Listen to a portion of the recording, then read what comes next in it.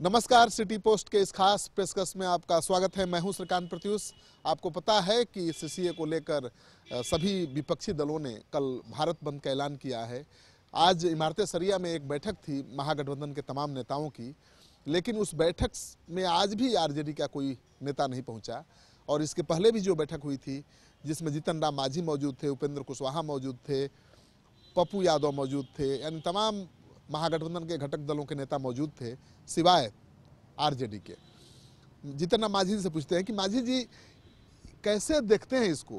हर महागठबंधन की हर मीटिंग से, हर बैठक से, जिसमें आप भी शामिल रहते हैं, तेजस्वी यादव किनारा कर लेते हैं।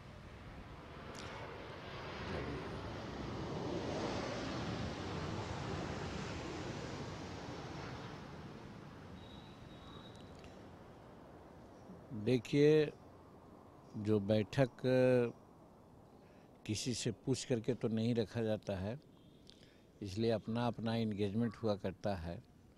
जो गत बैठक हो रही थी इमारत सरिया की, जिसमें हम भी थे, और उसी दिन तय हुआ था कि वो लार्जर मीटिंग थी और सेलेक्टेड फ्यू की मीटिंग 28 को होगी, यानी उसके एग्जीक्यूटिव कहिए, उसकी बैठक आज है।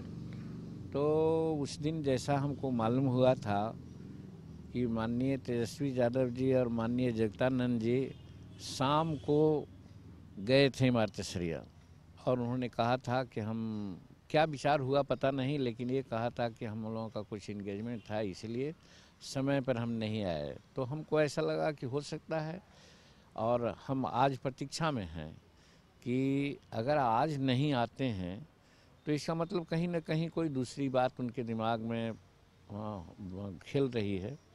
तो हम अपने रिप्रेजेंटेटिव BL बसंती साहब को भेजा है, हम उनकी प्रतीक्षा कर रहे हैं। क्या हुआ, क्या गया, क्या बातें हुई, हो सकता है आज भी ना आने का कोई वैलिड कारण बताए हों, जो वली रहमानी साहब बोले होंगे। तो ये सब बात करने के बाद हम बतलाएंगे या कुछ कर सकते हैं कि आखिर तय हुआ था उस दिन कि हाँ साहब, 3 प्रोग्राम हम लोगों का है, उसको निश्चित रूप में करना है। ये बात तो सही है कि वाम दल वाले लोग ही 25 को ह्यूमन चेन बनाने की बात की थी, और आज वाम दल वालों का ही डिसीजन है कि 29 तारीख को भारत बंद करेंगे। लेकिन जब इमारत सरिया कोऑर्डिनेटर के रूप में काम किया और वहाँ पर हम लोग सब बैठ करके रेजोल्यूशन पास किया कि इन सब कार्यक्रमों में हम लोग भाग लेंगे, और इतना ही नहीं, 24 फरवरी को गांधी मैदान में भी बड़ी सभा करने की बात हो रही है, उसका भी हम लोगों ने सहमति दी थी।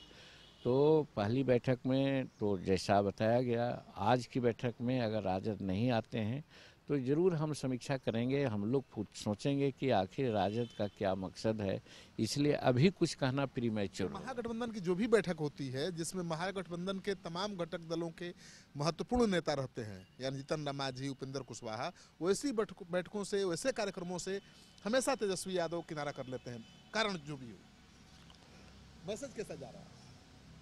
अभी इस पर हम कुछ नहीं बोलेंगे, आज के बाद देख लेते हैं क्या बातें हुई, उसके बाद हम अपनी प्रतिक्रिया देंगे। मैसेज कैसा जाता है? हर कार्यक्रम से किनारा कर लेते हैं ना वो। ठीक है, कोई भी बात कर तो दोनों पक्ष होते हैं, और उसके संबंध में जब हम अभी प्रीमैच्योर कहते हैं कि जो कोई भी बात बोलेंगे तो अभी प्रीमैच्योर होगा, तो वैसी परिस्थिति में अभी कुछ कहना उचित नहीं है, लेकिन कहना पड़ेगा, हम कहेंगे। यानी सोचने पर विवश किया जा रहा है। हाँ, निश्चित रूप में यदि इमारत सरिया के कोऑर्डिनेटरशिप में हम लोग सब एक हैं, सब डिसीजन कर रहे हैं, उसमें अगर राजद के लोग नहीं आते हैं तो क्या कारण हो सकता है, इसकी समीक्षा हम लोग करेंगे। और विशेष रूप में आज क्या कारण बताया गया न आने का, इसकी समीक्षा उपरांत हम आगे की बात बोलेंगे। तो आपने सुन लिया, जीतन राम मांझी जी का कहना है कि अगर लगातार महागठबंधन के घटक दलों की बैठक हो रही है और उससे अगर आरजेडी के नेता नदारत रहते हैं तो आज तो सवाल जरूर बड़ा हो जाएगा, और सवाल जब बड़ा होगा तो जवाब भी चाहिए।